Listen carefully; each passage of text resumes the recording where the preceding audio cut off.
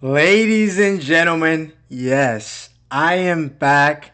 I am here today to, have a little bit of a crafty video, give some crafty takes. For once, it's not a storyline video, it's not a GOAT video, it's not a prediction video from a main event for a champ fight.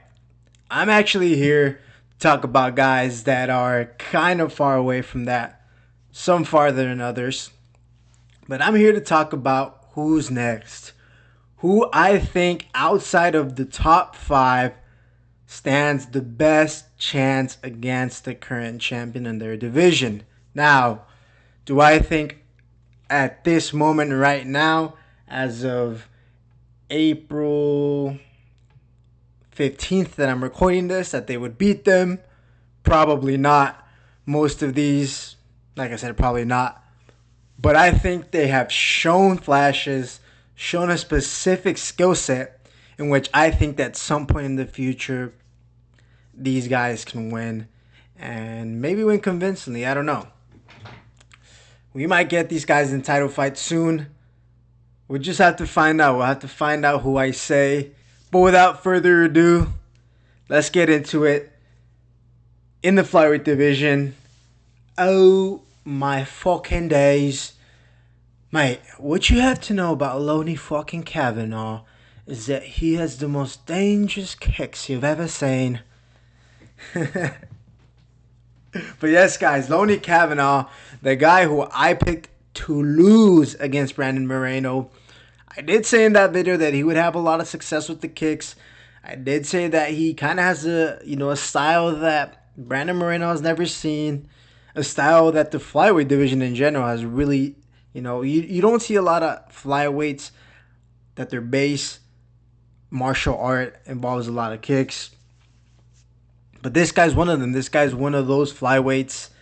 And I think if he were to fight Joshua Van, I think he could match the striking in terms with the kicks and the fast hands. He has decent power. I think his power is comparable to Josh Van.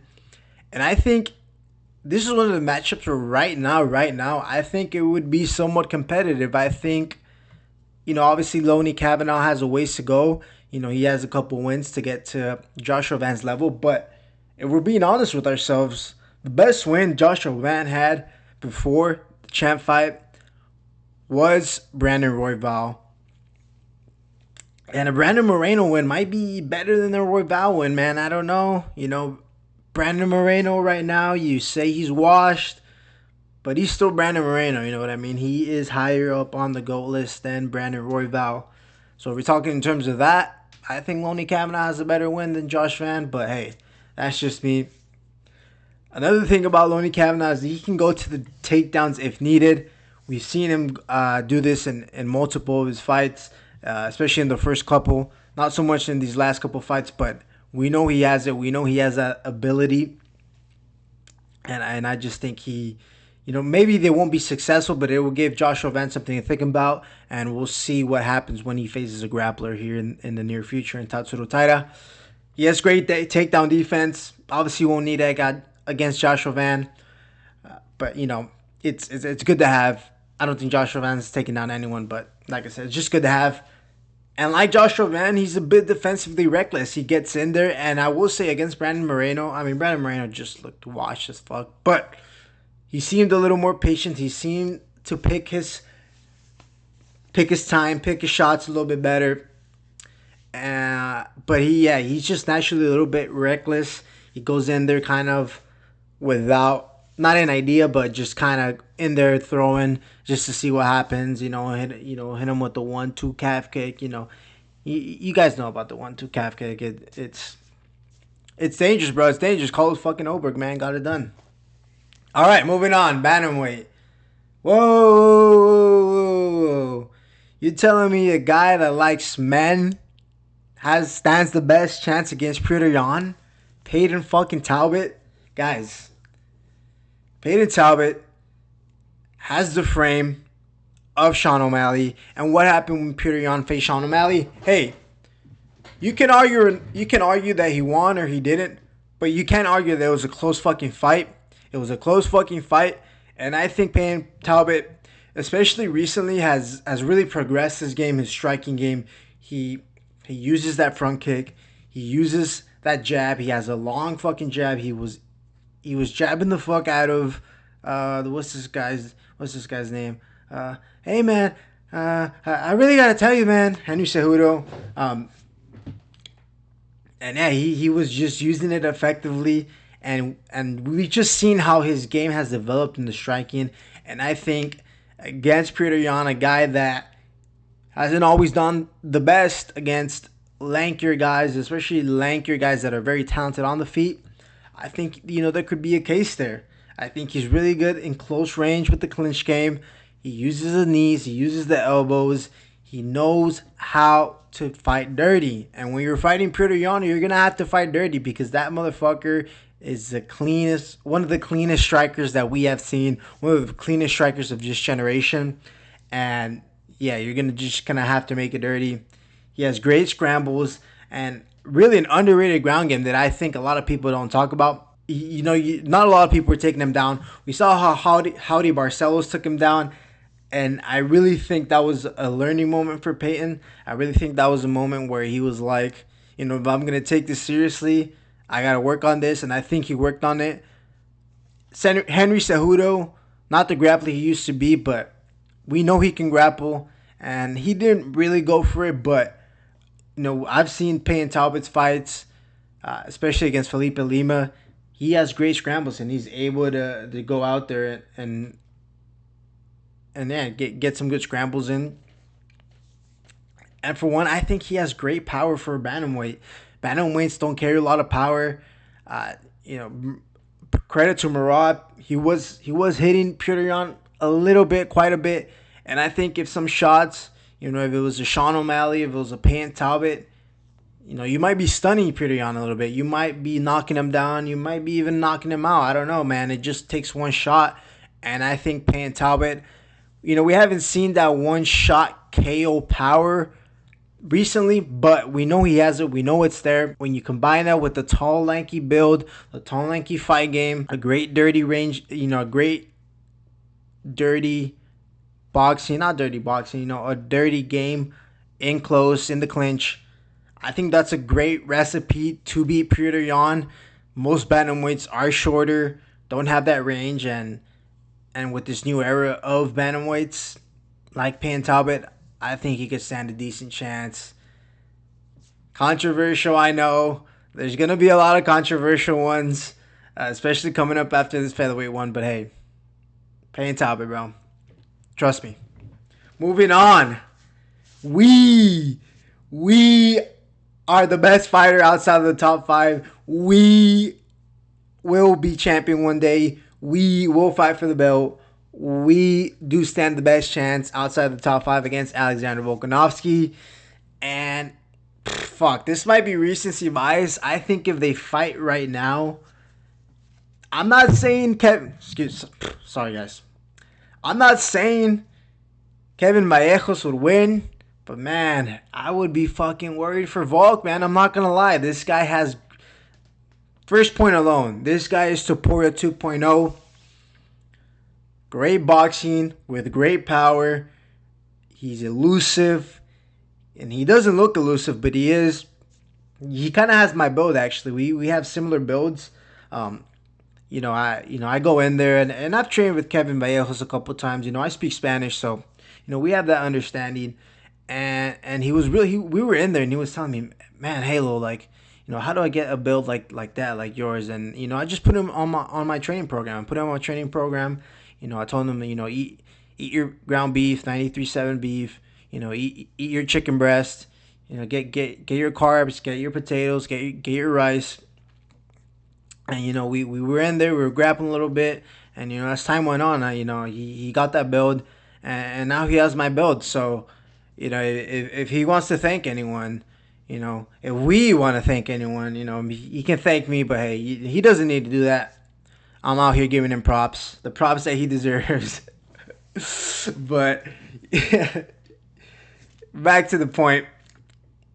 Yeah, I mean, this guy's basically Topuria 2.0. Maybe the boxing isn't as slick, isn't as good as the Topuria, but it's there. It's like it's maybe one notch, 1.5 notches down. He also has a great chin to handle the volume that Volk would present. So, as opposed to a Diego Lopez, I think this guy is a little more patient. He's able to find his shots a little bit more. And Volk struggles, against these shorter, stockier guys for some reason. And he's able to beat the taller guys. I don't know what it is. And I say struggles, quote unquote. He's only ever lost to Topuria as a featherweight. But this guy also has elite takedown defense from what we've seen. Obviously, a Josh Emmett, a Giga Chikadze, those guys aren't trying to take you down. But in his other fights, people have tried to take him down, and it's held up for the most part. And I also think at this point in his career, Volkanovski's not going for the takedowns. He's going for a straight kickboxing match. I think the only way he would go to the takedowns is if he's just outclassed, or he outclasses anyone on the ground or taking him down. And I think Kevin Vallejos' takedown defense would hold up. And I just think he'd be the stronger, more dominant guy. I think that's a fact. Like I said, I don't think he wins right now per se. But I'd be a little bit worried, man. I'm not going to lie to you, man. I love Volkanovski, but, the chin is gone. Or not completely gone, but the chin against a power hitter like Kevin Vallejos, I would be worried. But I really like this guy. This is, I think, out of all the people I have in this video, I think right now he stands the best chance, and I think he is the most, actually him or Loner Kavanaugh stand the best chance right now. And I think those who are the most probable to at least fight for the belt and to probably win. I think Kevin Vallejos at some point will be a UFC champion. And man, that rematch against Jan Silva, that shit is going to be legendary. UFC got to make that happen at some point. I think it's just going to happen, if not naturally, with how their careers are going. And it'll probably be for a title fight. So, yeah. One more thing. Another featherweight which I'm really high on. This guy, Jose Delgado, didn't look how maybe we wanted him to look against Andre Fili. But, man, this guy is good. This guy's tall, this guy's lengthy, this guy's got power, great takedown defense, great scrambles, and I think this guy will be at the top of that division one day. One day being pretty soon, I think he's going to be ranked very, very soon. If not his next fight, I think the fight after that, he'll have a ranked opponent, of course, if he wins. But this guy is really good. I'm completely biased just because of some reasons that I might get into later. But Jose Delgado, man, look out for the name. Remember the name Jose Delgado. This guy's pretty good. All right. Guys, I'm not going to lie. From here forward, I'm kind of, picking at straws. Maybe the only one except being the heavyweight. I'm kind of picking at straws here. I'm kind of just trying to find a diamond in the rough. Although I do think Quinton Salkut is a really fucking talented fighter. But he is in the same division as Ilia Topuria. I think that says enough. But hey, let's glaze Quinton fucking Salkut, man. If Bedtime MMA is watching this, man, I want you to know this wasn't for you, but kind of, a little bit for you, because this guy's fucking good. This guy's fucking good. I think we've seen all facets of his game and how good it is, or how good it is compared to the people he's fought. Obviously, he just subbed. What's this guy's fucking name? Jamie fucking Malaki, man. He just subbed Jamie Malaki, man. That's a crafty win. The crafty win by sub, for sure. But I don't have too many points for him. I think in the fight against Ilia Topuria, you'd find little to no, room to have an error. But I do think this guy has a great striking game. I think he'd be able to use his range to his advantage where he can. I don't think he fights long with the jab, but I think, if you have a training camp for someone like that, I think he would train to, fight long using the jab. I think he'd be able to use the tools of his length, compared to Topuria, to just show that the striking game can be a little bit similar. He does have very powerful defense, very powerful takedowns. We've seen him, double leg, just smash takedown a couple guys. And he has KO power. He has KO power. All you really need is one punch. And hey, Ilia Topuria, I think the best in the world right now. For sure, top 2, top 3 pound for pound. My opinion. You can't go wrong. I think he's for sure in your top 2, though. Obviously, the one being Makhachev. Uh, it's going to take the perfect shot to knock Ilia Topuria out. And I think anyone outside the top 5 that could do it, I think it'd be Quillen Salkio. I also think he has the swag. He has the confidence going for him right now. And hey, man, he's one of us, bro. He goes out there and he gambles. He goes, he wins his fight, takes that money, goes to the casino, man. My brother, just another me. What can I say, bro? But yes, lightweight division, Quillen Salkio, I think he would stand the best chance against Ilia Topuria right now. And that's saying a lot. Oh, my God. Guys, does this count? Does this count? I think this should count. He's not in the top 5 anymore. He's not in the top 5. It would have been a great fight, and I think mostly I'm here to talk about how great the fight would have been. Obviously, we all know Shavkat Rakhmonov, a great ground takedown game. I think both of them would cancel out. I think they would. I don't know if I'd say they would be hesitant to go to it, but I think if either of them would go to the takedowns, I think they would know that problems would be presented that wouldn't happen on the feet. I think he's a patient striker. I think he knows how to find his spots. Against Ian Gary, Ian Gary is a very talented striker, and I think that's the next fight for Islam Makhachev. I think it's going to be Ian Gary. And he was able to be patient. He was able to find his shots. Honestly, the fight against Ian Gary, a little boring. I'm not going to lie to you. There was moments that were exciting, but I think for the most part, it was pretty boring. But we learned that this guy can be patient. He's just not going to bum rush you. I know he kind of looks like a bit of do I want to say, a little bit of a Neanderthal, a little bit, but, hey, man, those guys got some crafty, they got the crafty striking game. They hit you with the, so, yeah. Like I was saying, man, this guy's a patient striker. He can pick his spots, especially against a talented guy like Ian Gary. And do I think Ian Gary is a more talented striker than Islam Makhachev? Honestly, possibly could be. Do I think he's more effective? Do I think the pairing of the takedown, the ground game, and the striking, do I think it's better than Islam Makhachev? Definitely not. So I think it would be a really interesting matchup. And I think the length and the range would present a little bit of unfamiliar problems to Islam Makhachev.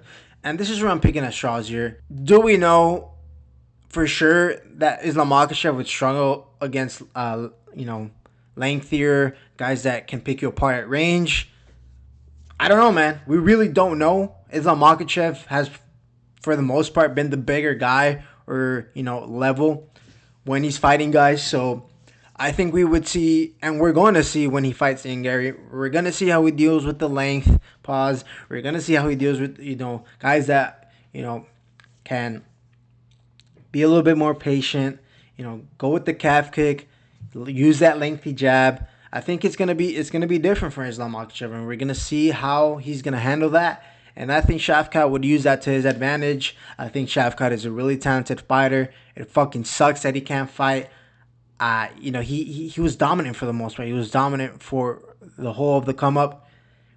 And now we don't get to see him. And I think it's a shame. I think people that are trolling or that, were trolling him before, like, come on, man. This guy is so talented. We'd be lucky to see him in the ring. And I hope we see him in the ring, in the octagon. And I hope we get to see him in the octagon here in the near future. Or not in the near future, but, when he's able to heal and recover. And hopefully those knees, those cobbly-wobbly knees. But, I had cobbly-wobbly knees in my thumbnail just to rage bait a little bit. Obviously, I wasn't going to pick him. This guy is actually the, cobbly-wobbly knee, machine. This guy's a cobbly-wobbly knee, guy that could actually stand against a chance against Islam Makhachev. But yeah, welterweight. Pound for pound, number one right now is Islam Makhachev. It's hard to find someone that you think could beat him, but I think this guy's one of them. Middleweights. I don't have his name. I'm so sorry. I had to change it because I was literally in between him or Abdul Malik. But my boy Yusuf Bulgari, I think that's how you pronounce it, I ultimately went with him. I think out of all the divisions, this was the hardest to find. Khamzat Chimaev is just a fucking beast. I don't think anyone can survive the takedowns of Khamzat Chimaev. It's just what can you do after that? And hey, this guy has elite level striking. That's not an exaggeration. I'd say that right now. He is from Glory Kickboxing, and he was fucking piecing up, what's this guy? Abdul Malik. What the fuck is this guy's first name, bro? Why am I forgetting? He picked up apart my guy, Malik. And hey, say what you want to say. The takedown defense has held up so far. He has not faced anyone near the level of Khamzat Chimaev on the ground, with the takedowns even. But it's held up so far. And like I said, I'm basing this video off of what we've seen so far. And bro, look at that, look at that Jaguar, bro. Like, Khamzat Chimaev's gonna see the Jaguars and be like, yo, this guy's a crafty little Jaguar on his chest. Maybe I gotta back off a little bit. We know, he might have the spirit of the Jaguar. And what you don't know about the Jaguar is that, have you ever seen a Jaguar get taken down? You've never seen him get taken down. So, Khamzat Chimaev's gonna look at the tattoo, be a little wary. Next thing he's fucking jabbing him up. He's using the length, he's using the 1-2, the crafty 1-2, he's using the leg kick. And then all of a sudden, Khamzat Chimaev can't even take him down, bro. That's how it would happen. I'm telling you guys, that's how it would happen. It can't, I can't give extra reasons. I don't think this guy would stand a chance against Khamzat Chimaev, but I do think, like I said about Shavkat Rakhmonov, he would present problems on the feet that Chimaev is unfamiliar with. This guy's a fucking tall-ass middleweight. I believe he's like 6'4", 6'5", and he'd have the range advantage for sure. And we saw, with someone like Usman, Gilbert Burns, when they have elite / pretty good striking and are, and they're able to, for the most part, weather the storm, weather the takedowns. We've seen how they had a lot of success. The most success someone has had against Khamzat Chimaev. And I think, obviously, the takedown defense, I don't think it would hold up. But, if it did, based on what we've seen so far, if it did, the striking, I think it'd be levels. I honestly think it'd be levels, bro. This guy's an A-level striker, A- level striker. Now, I would say that with certainty, with confidence. And Chimaev just isn't there. Obviously, there's more context.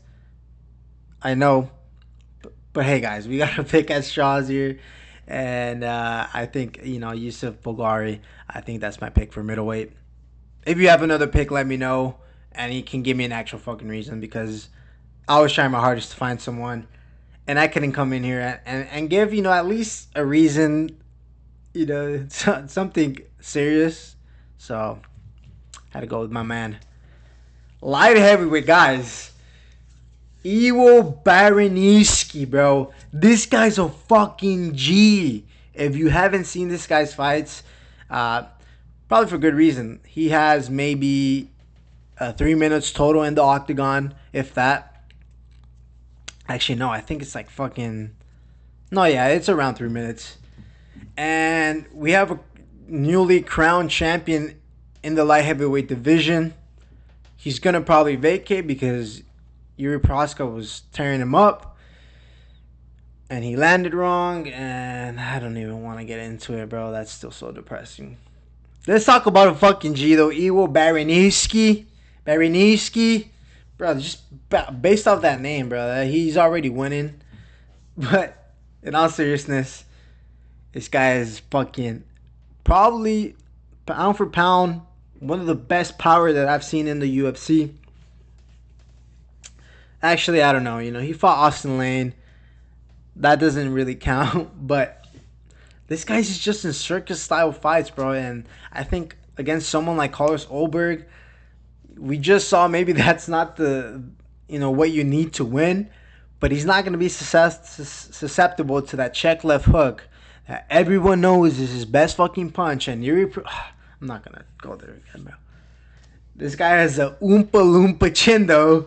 I would say he's got a oompa loompa chin. Like, you know those oompa loompas, they're short, but the thing about short guys is that they got fucking chins, bro. And you know they're people of color, and people of color usually have they usually have good chins, bro. And you know, so he got that oompa loompa chin. I am very much aware that's not how you spell it. But guys, you know, Oompa Loompa, what was the only way that, that you were able to kill him? It was by the chocolate, bro. So, you know, Carlos Oberg, he's chocolate skinned, but fuck, bro. Maybe that's his kryptonite. But he's got an Oompa Loompa chin, and you gotta trust the Oompa Loompa chin, bro. That's all I'm gonna say. Just trust me. He's got the Oompa Loompa chin, bro. And like I'm saying this whole time, this guy's just a fucking dog. I think he would go in there and he would just try and have a circus style fight against, Carlos Oberg. We saw how it didn't work this time. You just got to be smarter, The thing about people in the circus, the thing about those clowns in the circus is that they're smart. They're smart guys because they know that, in the clown business, the best clown business happens at the circus. So you know that they're smart, and you know that those guys are, they got high IQ, they got high fight IQ. No, they don't. Clowns don't have high fight IQ. Maybe elephants would have high fight IQ. Those guys would. They're not in the circus anymore, but trust me, elephants have a high fight IQ. But yeah, Aaron Baroniewski, I think he knocks out Carlos Ulberg in the first round. I think that would happen. And finally, at heavyweight, somewhat of an actual serious prediction, even though he looked shit in his last fight. Mario Pinto, man. I'm really high on Mario Pinto. I think most people are really high on Mario Pinto. And the reason why, it's pretty simple. First of all, he has footwork for a heavyweight. But it's actually good. He has actual good footwork for a heavyweight. He's not fucking plotty. He's not a fucking plotty guy where he's just gonna, go in there, have his hands up, fucking Jamal Hill style, just, kind of fucking move around. And I wish you guys could see me right now. Just I'm doing the movement, but the Jamal Hill just, back and forth, kind of just not even back and forth, it's just fucking basically just standing there. This guy has footwork. He's able to cut the cage off. He's able to, when he's getting the cage cut off, he's able to, move away, spin around, circle out. And he's patient on the feet. He was a bit too patient in his last fight.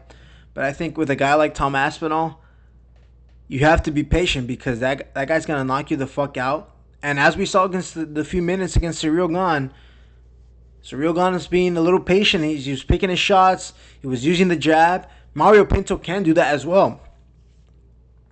He can be patient. He can pick you apart with the jab, pick you apart with the 1-2. And I think this guy would actually present some problems to Tom Aspinall based on what we saw against Ciryl Gane. And also, he's skilled on the ground, and we've seen him sub guys. We know that Tom Aspinall, he'll blast double leg you, but I think this guy, the takedown defense would hold up, or at least if he were to get taken down, he wouldn't be a slouch. He's training out in Manchester with the guys in England, and those guys are known for jiu-jitsu. Those guys are great at jiu-jitsu, and yeah, I think he wouldn't be a slouch on the ground. I think he wouldn't be a lost man on the ground, where he would easily get subbed. And he has that knockout power. I think if you're gonna beat Tom Aspinall, you gotta knock him out. Obviously, most of these guys, you got to knock him out to win you don't have to knock him out, but they're a champion for a reason. So if you knock him out, that's obviously the best course of action to win the fight. But he has that knockout power. We've seen him. He knocked out Thomas Peterson. No, he didn't knock out Thomas Peterson. What am I talking about? He knocked out someone in that Rio card, though, I'm pretty sure. It wasn't Thomas Peterson. Thomas Peterson got knocked out by a Brazilian, if I'm not mistaken. Okay, we're back, yeah. He knocked out Janata Deniz. There we go. I just needed to check. I couldn't come in here and just yap. He was in a bit of a knockout streak right before this last fight. Like I said, he looked like shit, but He looked like shit, but you don't blame him. It was kind of an easy fight. You got a little bit worried there, but he was just patient. He waited a bit too long. He was clearly the better fighter, and I think we'll see a better version of him in the next fight.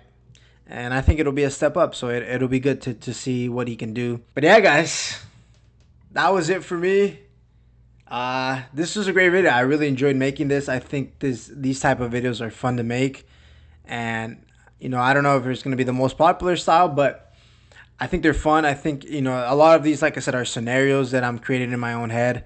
I don't think most of these guys would actually stand a chance right now. But hey, maybe sometime in the near future, maybe sometime in the future in general, they'll be champs.